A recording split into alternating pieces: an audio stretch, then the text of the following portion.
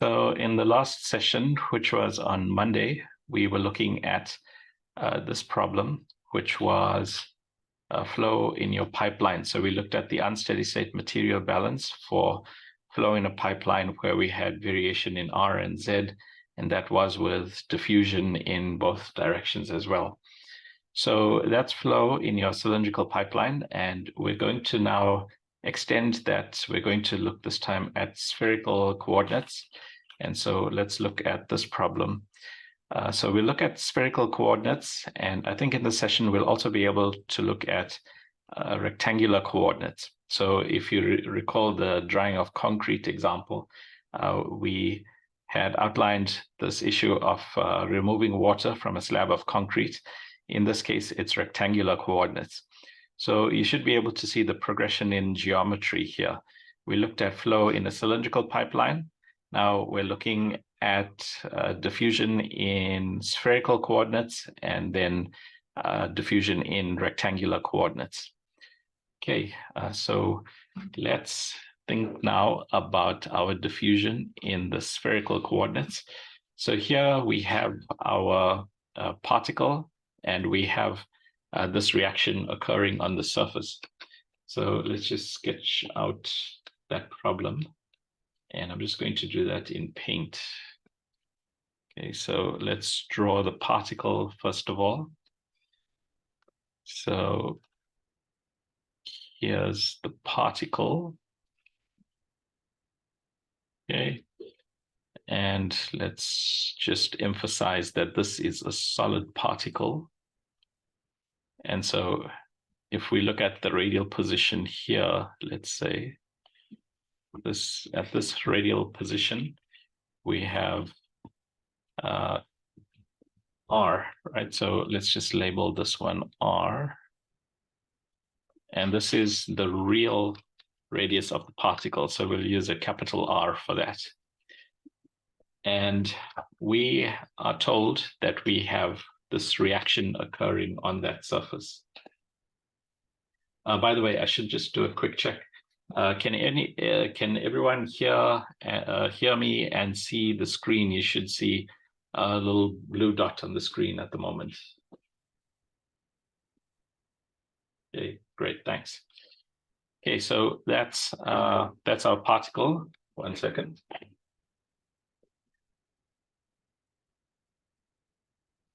And then looking here at the reaction that we have, it's 2 of A giving us 3 of B. So let's just write out our molar flux first of all. So we can imagine that we have a high concentration of A in the bulk fluid, and A diffuses towards the particle and reacts on the surface and gives us 3 of B. So as we drew a couple of times before, we've got 2 of A diffusing this way, and then 3 of B going off from there.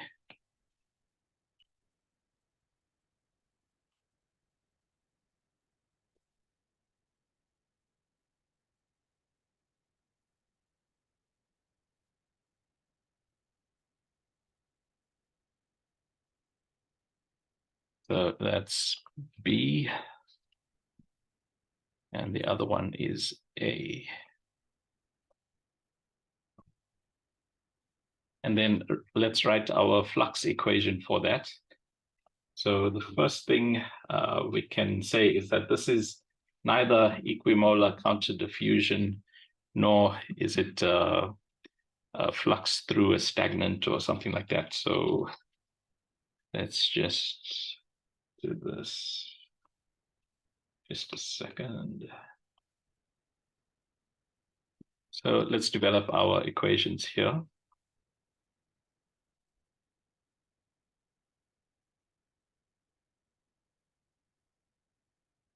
So we've got 2A giving us 3B.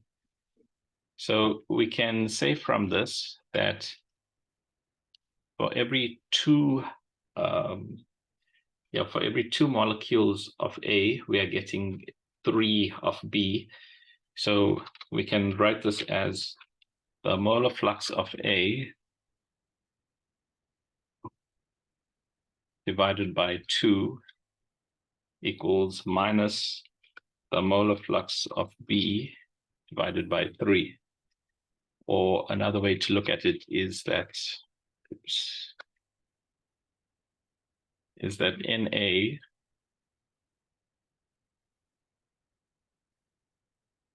NA equals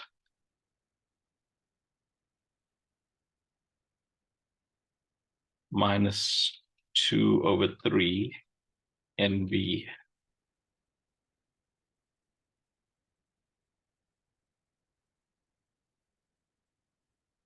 Right, and we should just do a quick check. We can see fewer moles of A going this way and more moles of B going out that way. So is it actually the other way around? So you've got 2 moles of A coming in and 3 moles of B going off.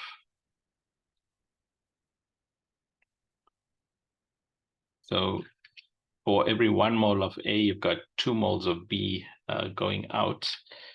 So it should be 3 over 2. Yeah, I'm not sure why I wrote it this way around. This is 2Na.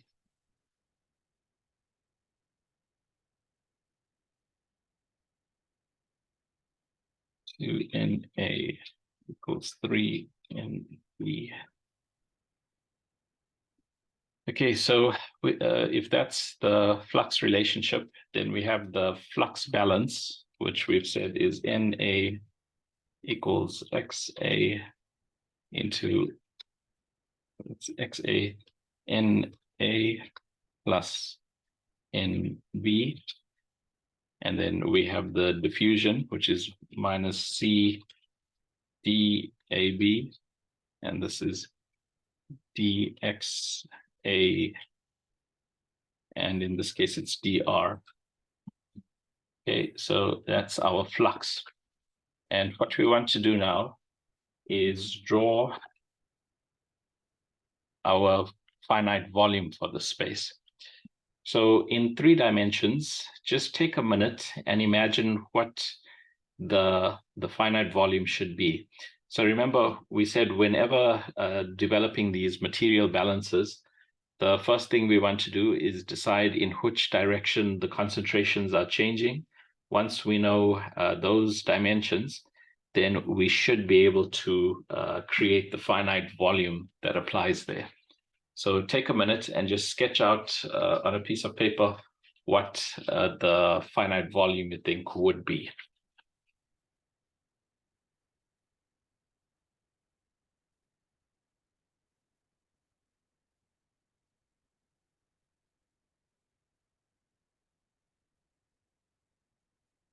So would anyone like to share and describe what finite volume they drew there?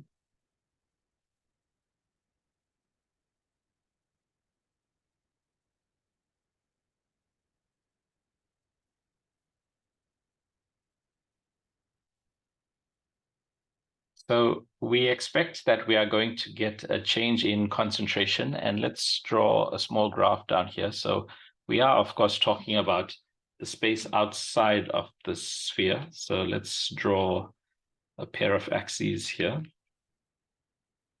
And we anticipate that the concentration of A is going to be high in the bulk and low near the surface. So remember, we've got lots of A out here, and then A gets consumed near the particle. So we expect a low concentration near there. So if we try to draw that, we've got high out here and then low near there. So it's going to look something like this.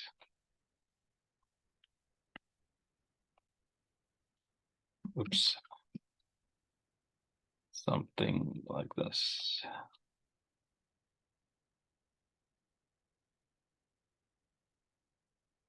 And then for component B, we don't have any B in the bulk. So B is being produced on the surface. So we will have a high concentration of B here and then a low concentration in the bulk. So we expect something like this for component B. Right, so those are the two, those are the two profiles. And on looking at this, number one, we are talking about radius varying in this direction, right? So we are talking about radial variation like so. And in fact, the center position starts here, but of course it's a solid sphere. But anyway, let's draw it to there. So there's the center. Yeah.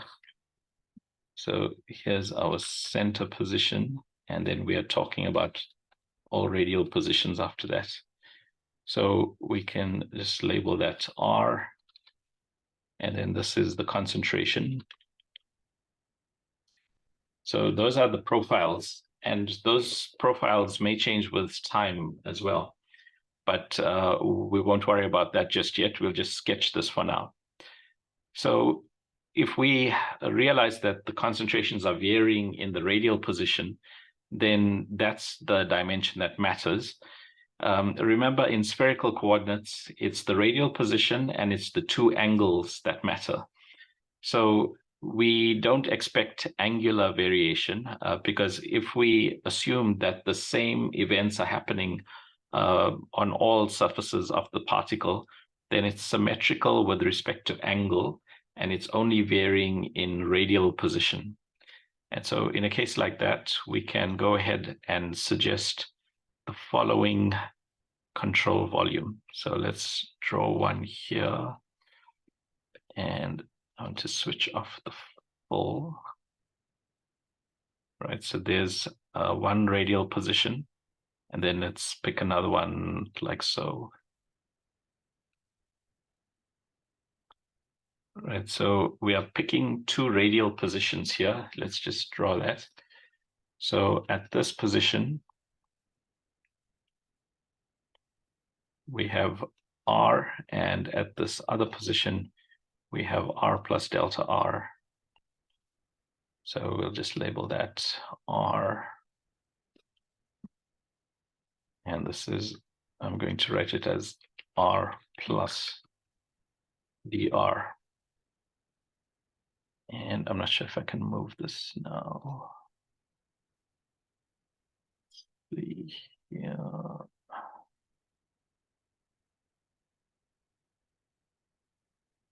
Oops.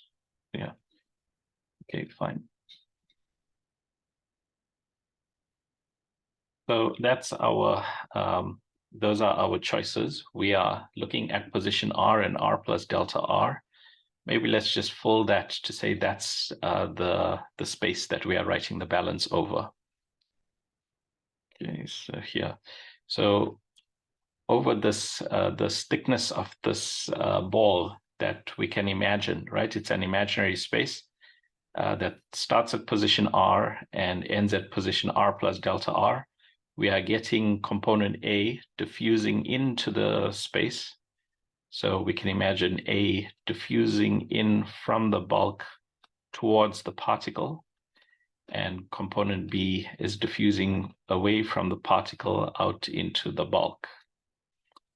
So let's write a balance on this pale blue volume.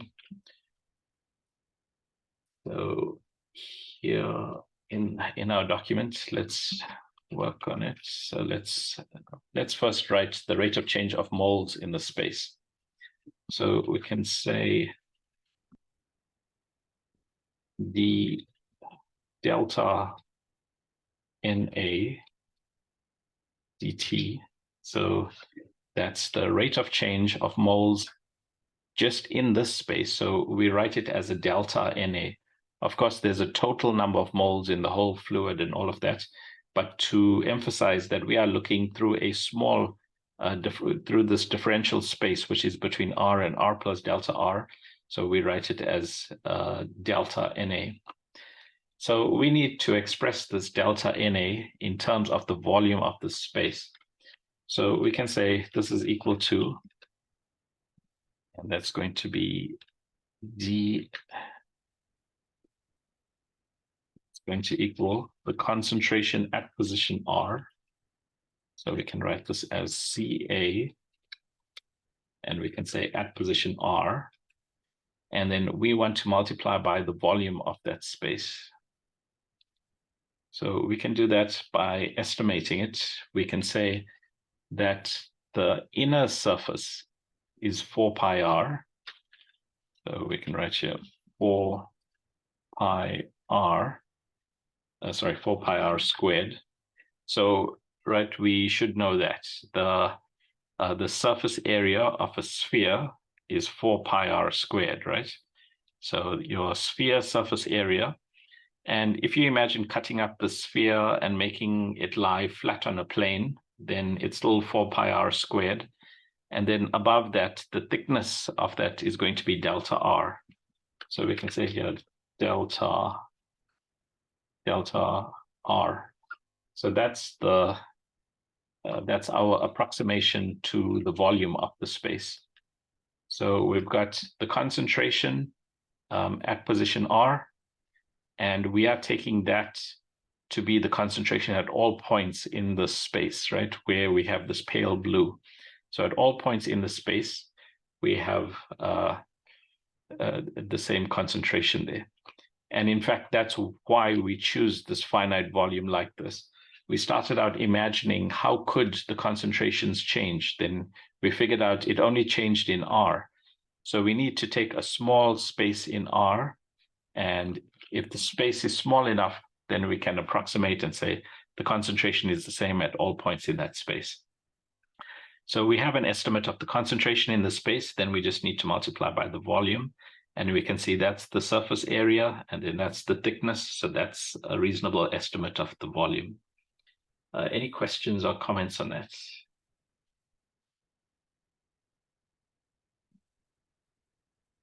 And then we can imagine, by the way, I won't be checking the chat all the time or checking for hands. So please go ahead and unmute yourself and speak if you have any questions and so on. Okay, so we have that in terms of the rate of change of the moles in the space. And then we can imagine what's happening in the space. We can think about what are the things that cause the number of moles there to change.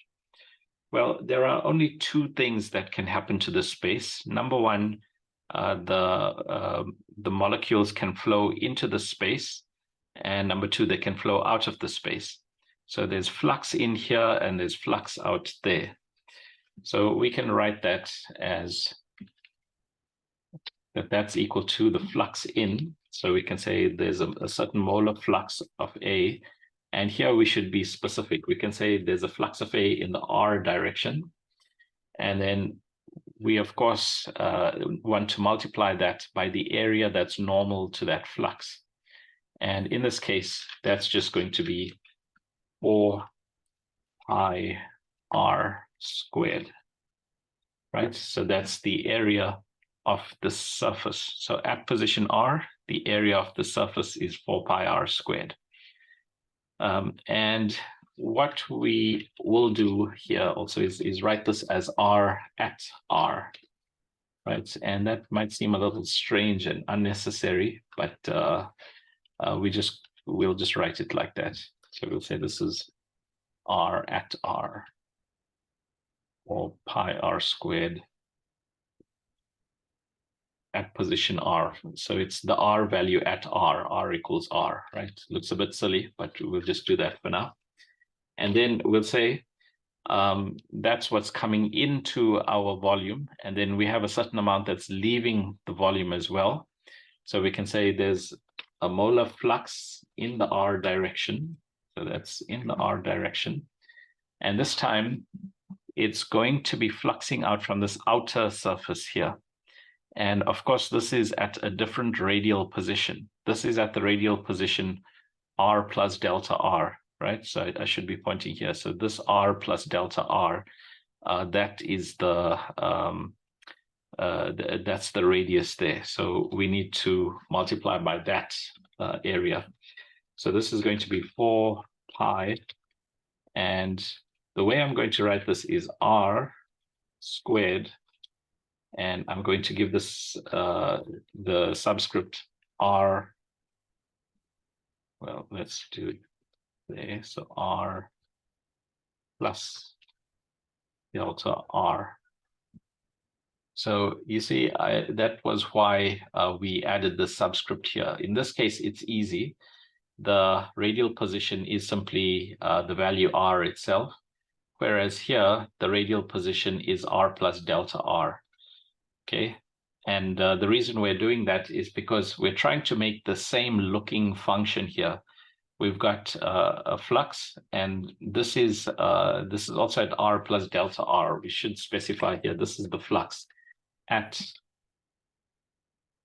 R, well, let's do it this way. We can say R equals R plus delta R. Okay, so that's the balance we have, and this is still in a little bit of an abstract form, but of course we can see we've got the flux equation here. But let's keep going with this. So just taking this equation here and copying it down here, the 4 pi's can cancel everywhere. So there's this 4 pi.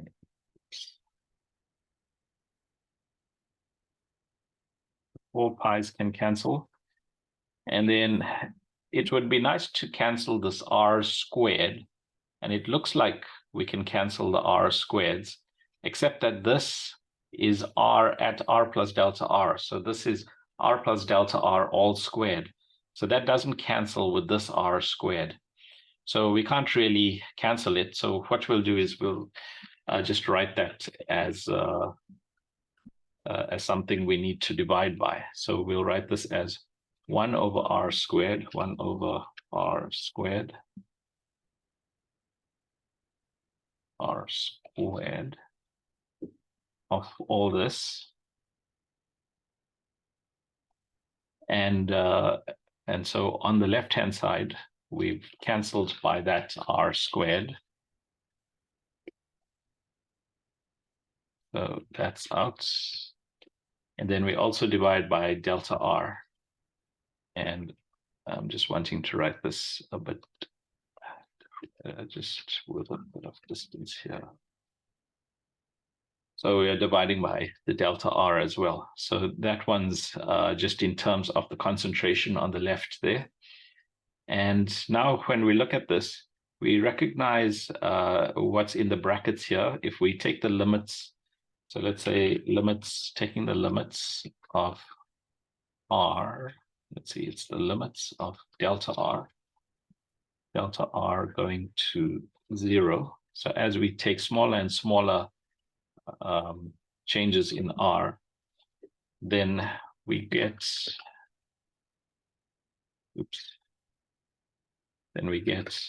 if you look at the right-hand side here, we recognize this as 1 over R squared. And in the brackets here, we can see this is a function evaluated at this position, and the same function, right? NA in the R direction times R squared. So it's the same function evaluated at a slightly shifted position. So this looks like minus DDR of NA. Well, NA in the R direction and times R squared. Okay, and that's equal to our dCA dt. So that's what our balance looks like. And what we can do now is substitute for NAR because we have this relationship. So let's progress this molar flux a bit more. So we can say here this is equal to XA, and let's get rid of the NBs. So NB equals minus 2 over 3 NA. So NB is minus 2 over 3 NA, and so this is 1/3 NA. So we can just write that like so.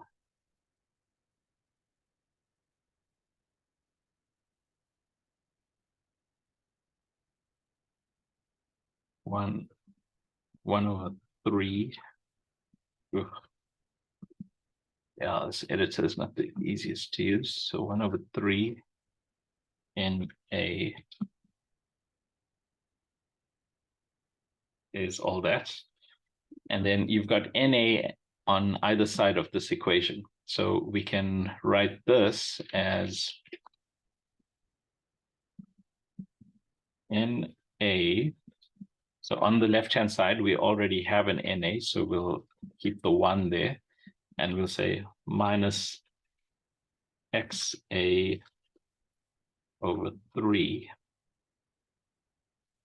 And that's it for the left-hand side, and that's equal to minus C DAB DXA dr. And so we can say then that our NA of R, and in fact, here, yeah, that's our molar flux. Okay, so that's fine. So we might want to emphasize this is in the radial direction. So we can write this as NA, the flux NA looks like this. So we can just divide, we can write this as 1 over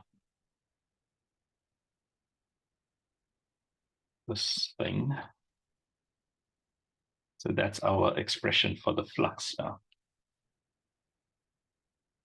And then we can substitute that for NA in our balance here. And so we can eventually get a single balance for our concentration as a function of radial position. So for this NA, we can just rewrite this as this form. So the reason we prefer this form is because it's basically in one variable now. So in fact, we are in terms of XA. So in fact, it's a little better to rewrite the left-hand side here as C times dXA dt. And now we see C is a constant. We can imagine a fixed concentration in the bulk. And we have just one variable, which is XA everywhere.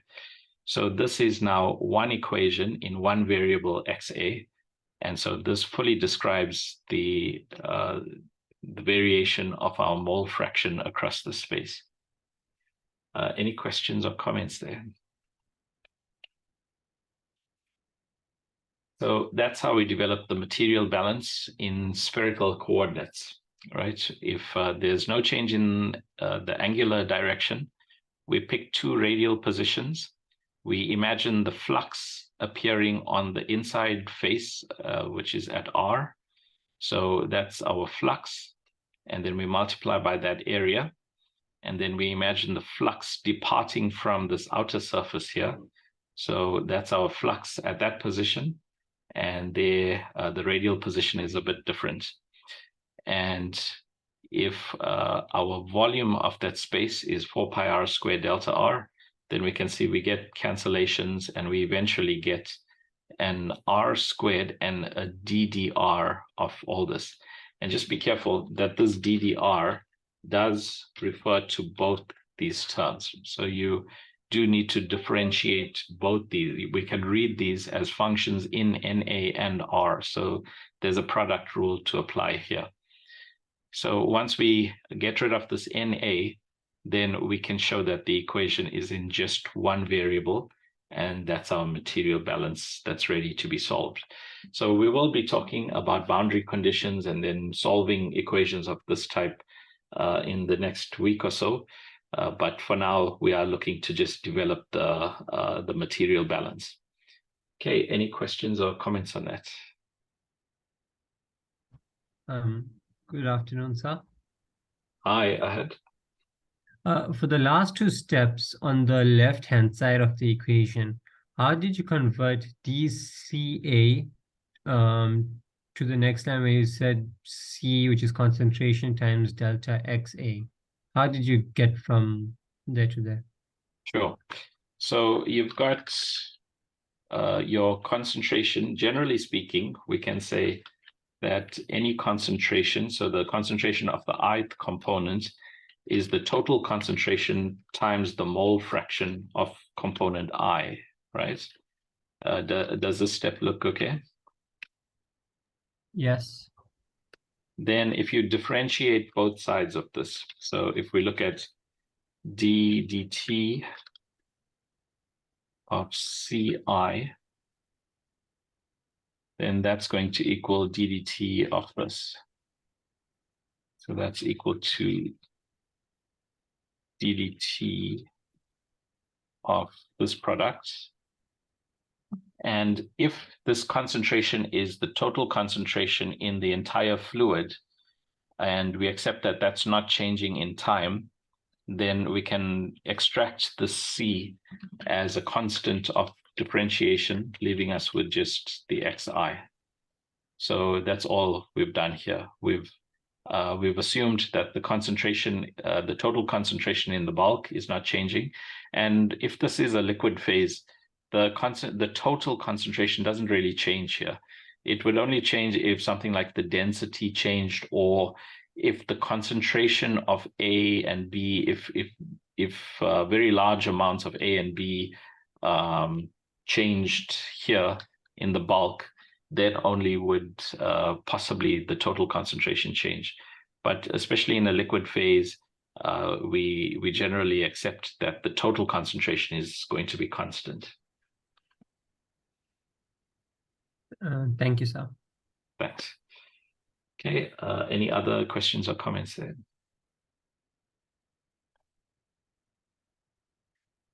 Okay, so that's how we get our balance for the spherical particle.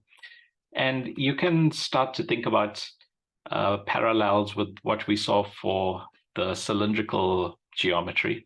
So when we had the cylindrical geometry, let's see if we can draw that. Let's draw the pipeline first, and then let's use a full.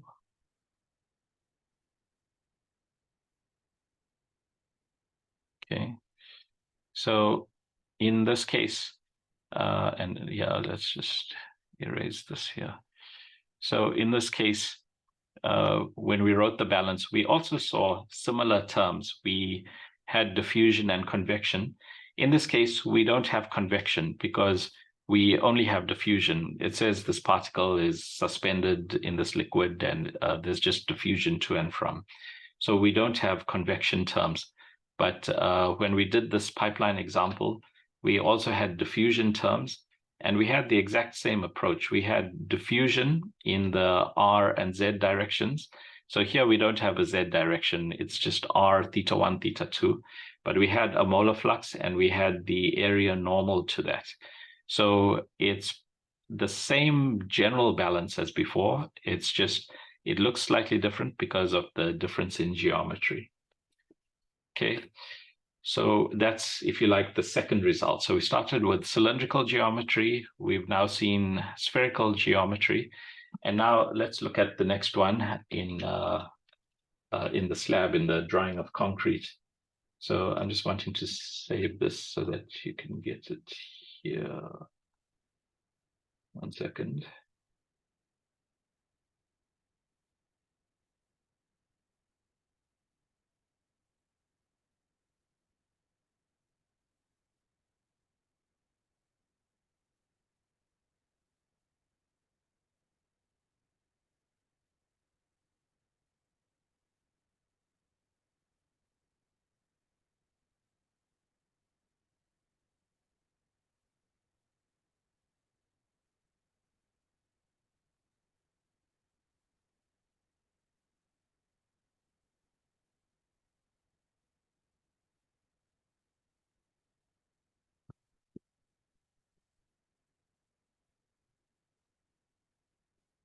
That's our drawing. That's the first drawing.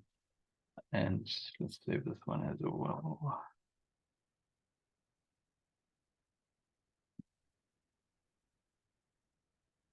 That is what I saved. I meant to save the drawing.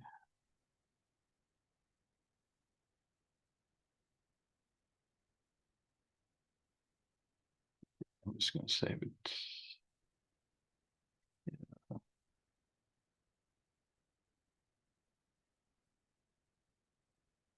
Okay, now let's look at the slab or the drying of concrete.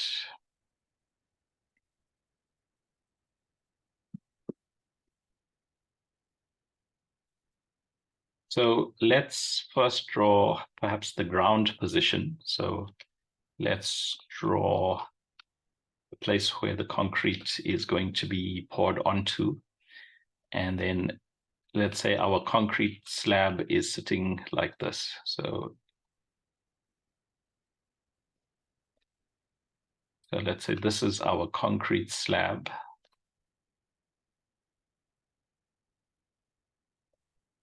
And let's say it's enclosed on the sides as well.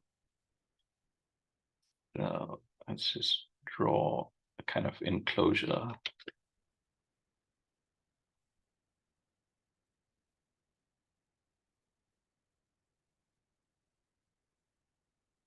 And typically when you pour concrete, you do have some kind of enclosure that you're pouring your slab into.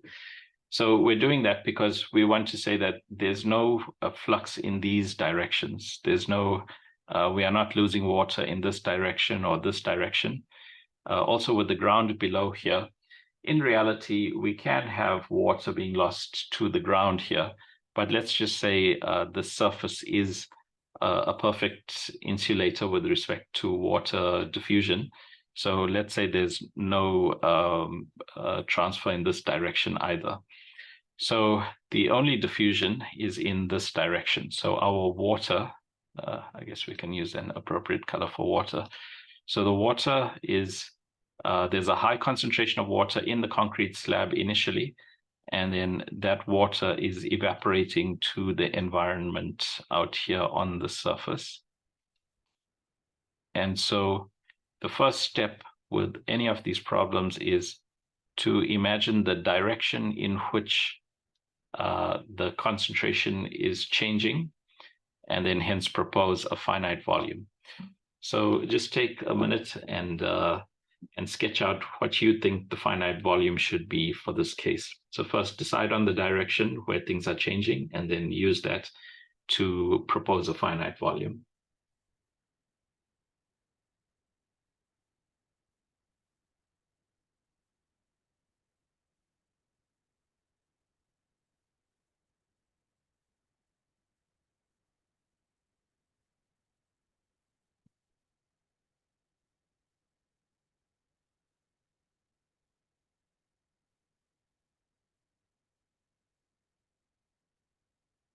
Okay, does anyone want to share there? Okay, so let's imagine there are three directions, right? So number one, we can imagine looking into the page. So if you point into the page or into the screen here, there's no reason to expect a variation in that direction. So looking into the page, let's call that the Z direction.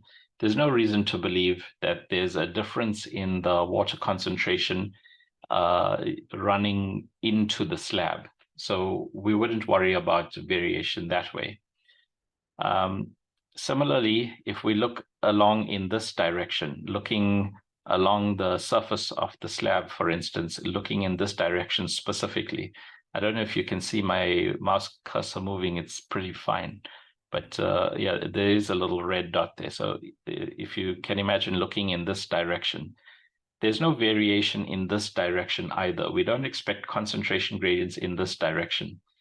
You could query, what about end effects here, right? Because in the interior here, you are free to diffuse in this direction, whereas we can see more of a constraint here. So you could argue that there are some end effects that could apply here and here, but we typically regard those as small and negligible. So ignoring such end effects, we can say in this direction, we don't expect much variation. We can see that diffusion is happening in this direction. So we expect from this surface that we are losing water in this direction. So we do expect in this direction, we do have to be concerned about concentration variations. So we can write it like that. We can say, looking in this direction, this is the one direction in which we expect a change in concentration. And so we need to pick a small enough change in this direction to define our finite volume. So let's do that. Let's use this and let's draw another little box here. And we can call the positions here Z, or rather, let's call this Y. So let's use a Y. So that's in the Y direction. Geez, we're almost out of time already. Yeah, we'll call this the Y direction. Show why this is doing this. Y, okay. And then we can say that if that's the 0 for Y, then the bottom edge here is at Y.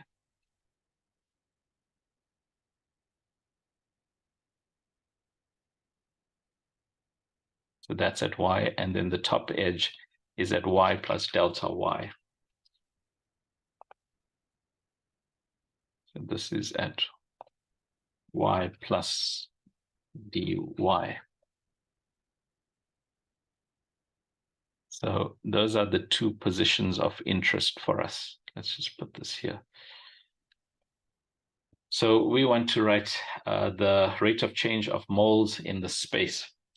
Let's give names to the other dimensions. Let's say in terms of looking into the screen, the slab has a dimension L, and looking at this distance, let's call that W. So L is looking into the board and W is the length here. I seem to have lost my tools. What's going on here? So this length is W.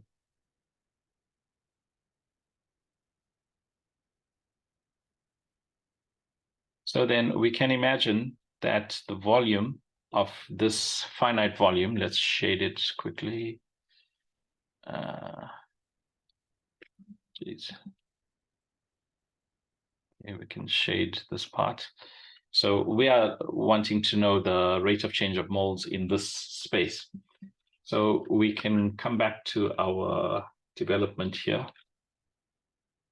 So let's write that we want to know the rate of change with time. So ddt again of delta NA, and that's ddt of CA.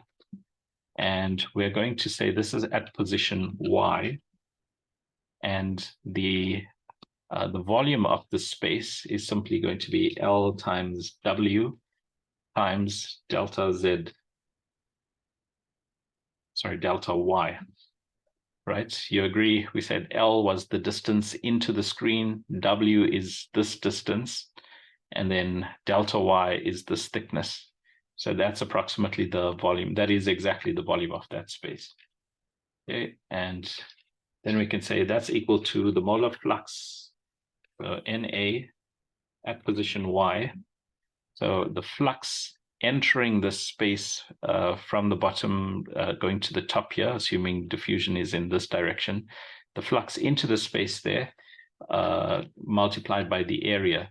So if we imagine that area, that's going to be the bottom face of this volume. So that's simply going to be L times W.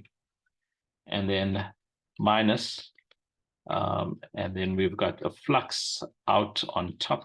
So out of this surface, we have a flux exiting here. So that's NA at position Y plus delta Y times the area there. And the area there is also going to be LW. So that's our balance. And we can see LW can cancel easily, and we can write as 1 over delta Y. So in fact, this one is the easiest. Rectangular coordinates are generally the easiest balances to develop. So LW can cancel, and we'll keep the 1 over delta y here. So we can rewrite this like so.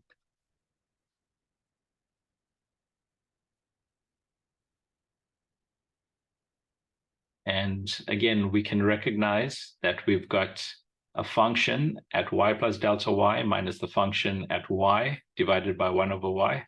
So if we take the limit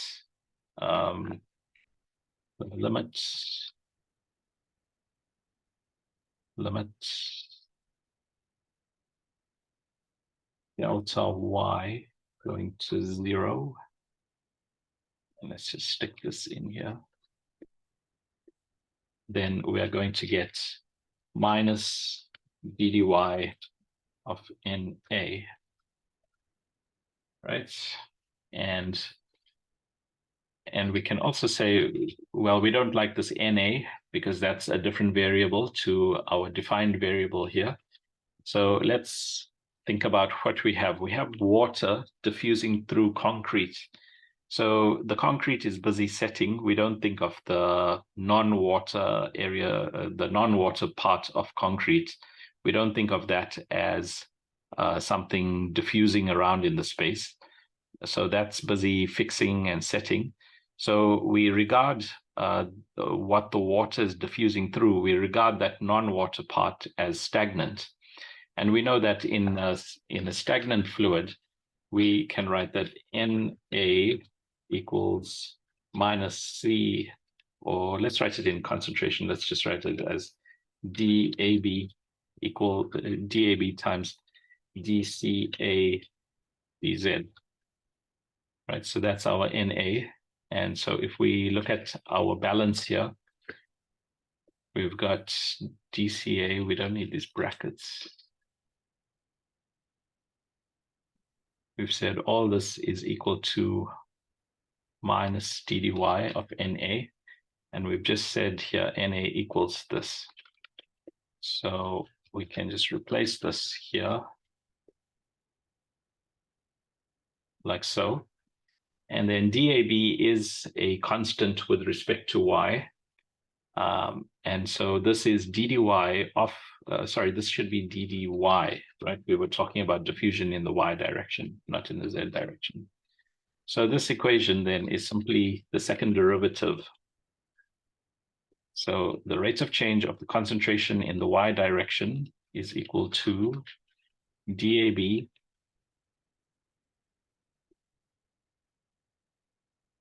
d2 CA dy squared.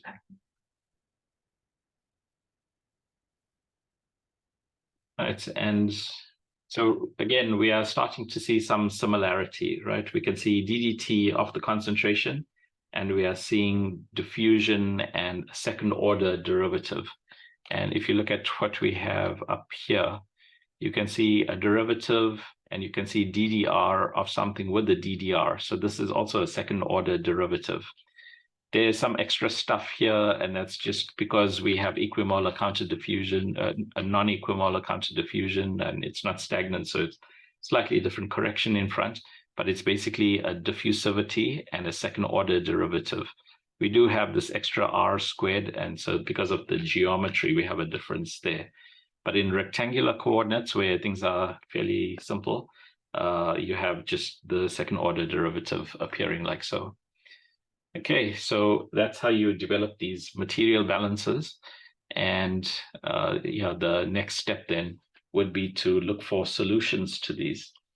And let's see, what time do we finish here? We started, so I guess we're already over time. But you can also look in the notes, you can see here the diffusion equation. So this equation is famous enough that mathematicians have studied it, and they acknowledged it arose in chemical engineering lots of the time. So they just call it the diffusion equation.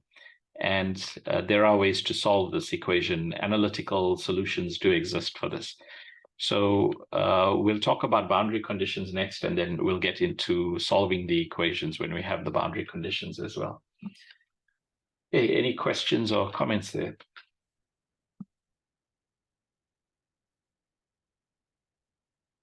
Okay, if not, I guess that's it for today. See you next time.